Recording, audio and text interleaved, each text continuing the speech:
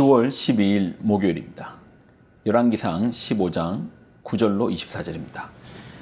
이스라엘의 여로보암 왕 제20년에 아사가 유다 왕이 되어 예루살렘에서 41년 동안 다스리니라. 그의 어머니의 이름은 마아가라 아비살롬의 딸이더라. 아사가 그의 조상 다윗같이 여호와 보시기에 정직하게 행하여 남색하는 자를 그 땅에서 쫓아내고 그의 조상들이 지은 모든 우상을 없애고 또 그의 어머니 마아가가 혐오스러운 아세라상을 만들었으므로 태호의 위를 패하고 그 우상을 찍어 기드론 시냇가에서 불살랐으나 다만 산당은 없애지 아니하니라. 그러나 아사의 마음이 일평생 여호와 앞에 온전하였으며 그가 그의 아버지가 성별한 것과 자기가 성별한 것을 여호와의 성전에 받들어 드렸으니 곧 은과 금과 그릇들이더라. 아사와 이스라엘의 왕 바아사 사이에 일생 동안 전쟁이 있으니라. 이스라엘의 왕 바아사가 유다를 치러 올라와서 라마를 건축하여 사람을 유다 왕 아사와 왕래하지 못하게 하려 한지라. 아사가 여호와의 성전 곡간과 왕궁 곡간에 남은 은금을 모두 가져다가 그 신하의 손에 넘겨 다메섹에 거주하고 있는 아람의 왕 헤시온의 손자 다브림몬의 아들 벤하단에게 보내며 이르되 나와 당신 사이에 약조가 있고 내 아버지와 당신의 아버지 사이에도 있었느니라.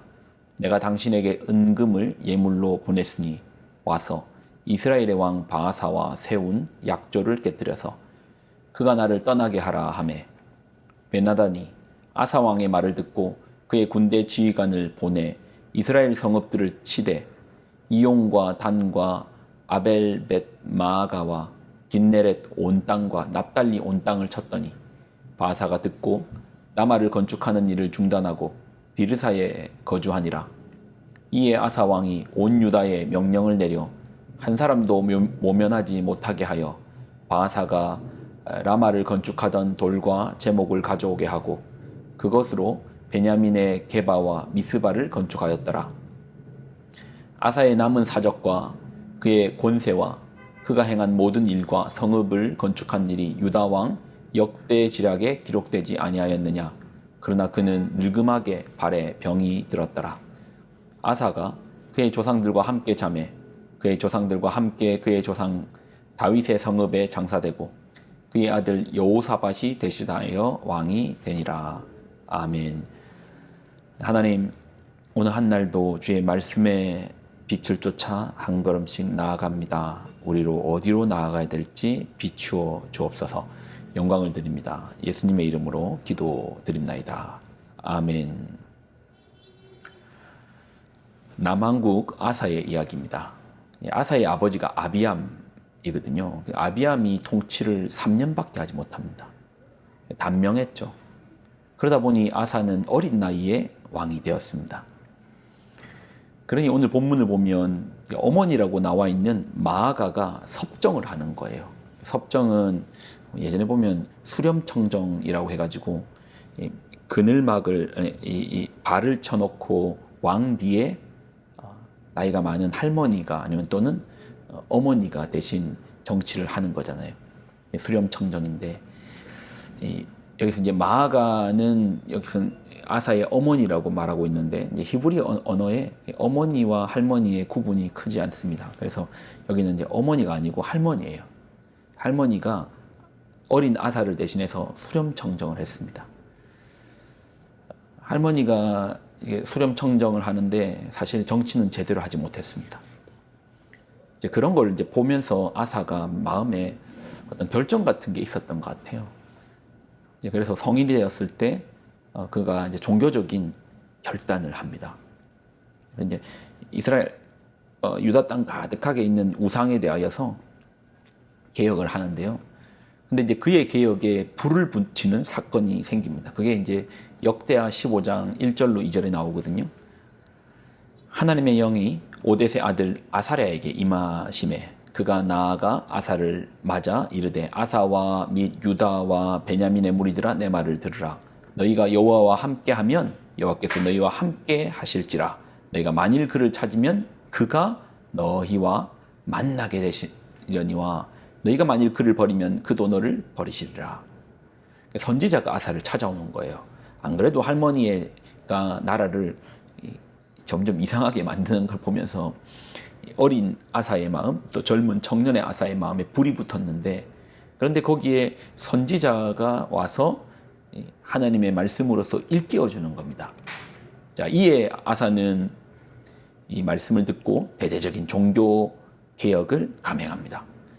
자, 그의 종교 개혁의 이야기도 좀 보면 이제 8절로 9절, 아사가 이 말 곧 선지자 오뎃의 예언을 듣고 마음을 강하게 하여 가증한 물건들을 유다와 베냐민 온 땅에 없애고, 또 에브라임 산지에서 빼앗은 성읍들에서도 없애고, 또 여호와의 낭실 앞에 있는 여호와의 제단을 재건하고, 또 유다와 베냐민의 무리를 모으고 에브라임과 므낫세와 시므온 가운데 나와 저희 중에 머물러 사는 자들을 모았으니, 이는 이스라엘 사람들이 아사의 하나님 여호와께서 그와 함께 하심을 보고 아사에게로 돌아오는 자가 많았습니다라.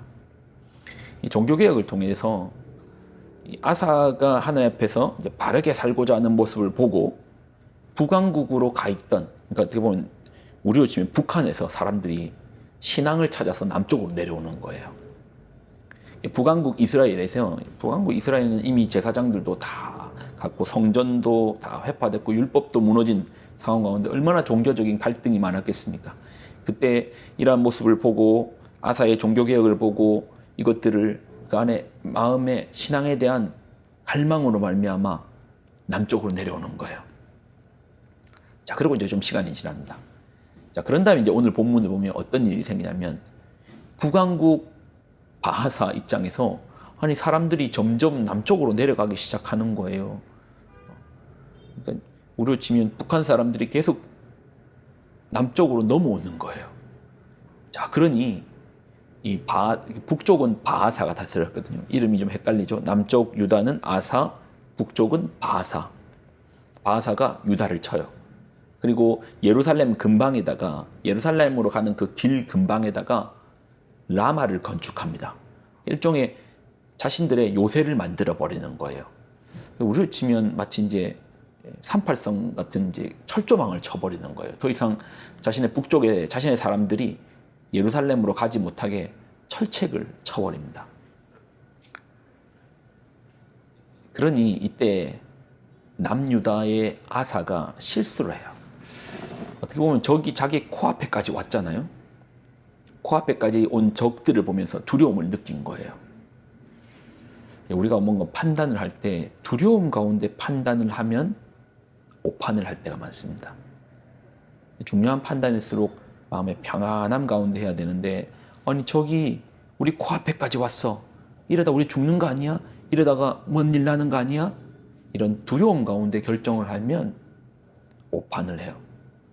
어떤 오판을 하는가? 하나님을 못 봐요.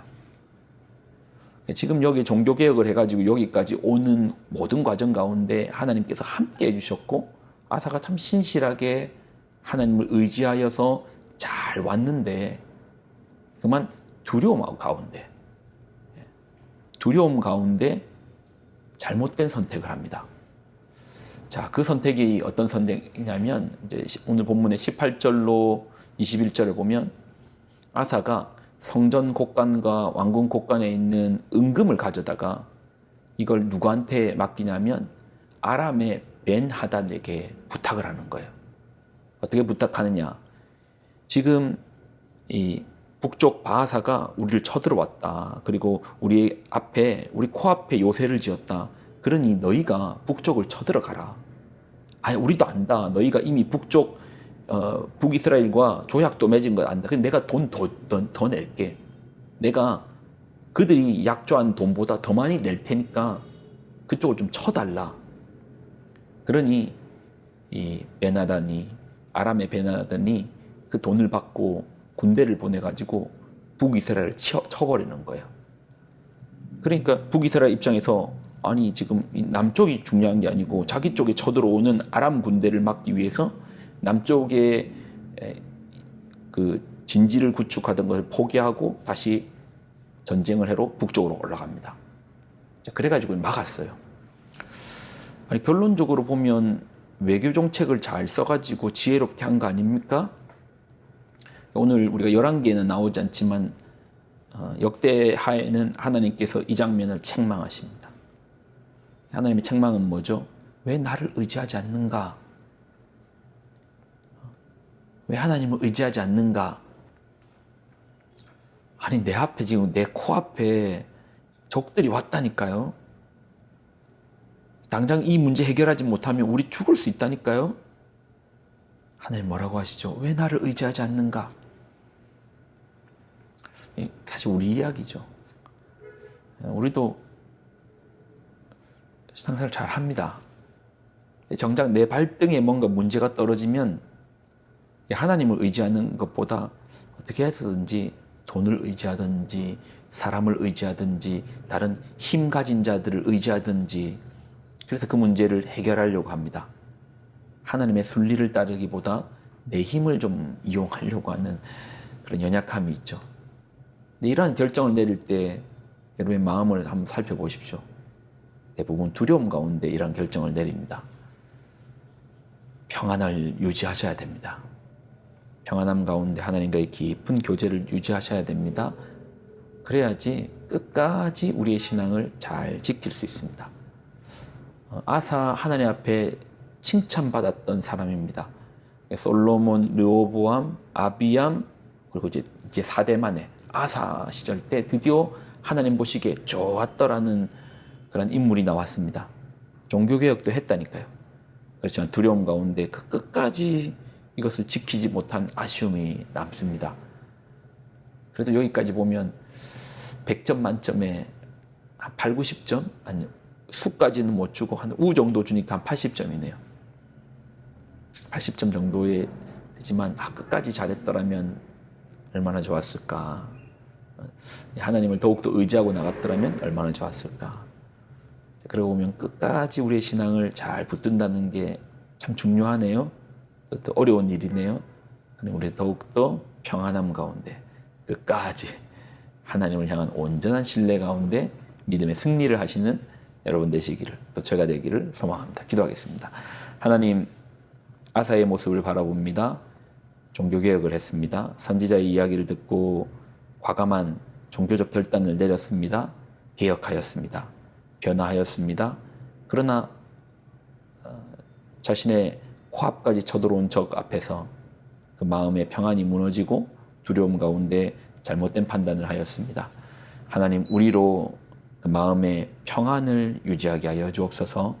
두려운 마음은 아버지께서 주시는 마음이 아니오니 우리 안에 두려움은 사라지고 하나님 주시는 참된 평안 안에서 우리가 판단하고 결정하도록 우리의 마음을 지켜 주옵소서. 끝까지 예수님 잘 믿도록 붙들어 주옵소서. 영광을 드립니다. 예수님의 이름으로 기도드립나이다. 아멘.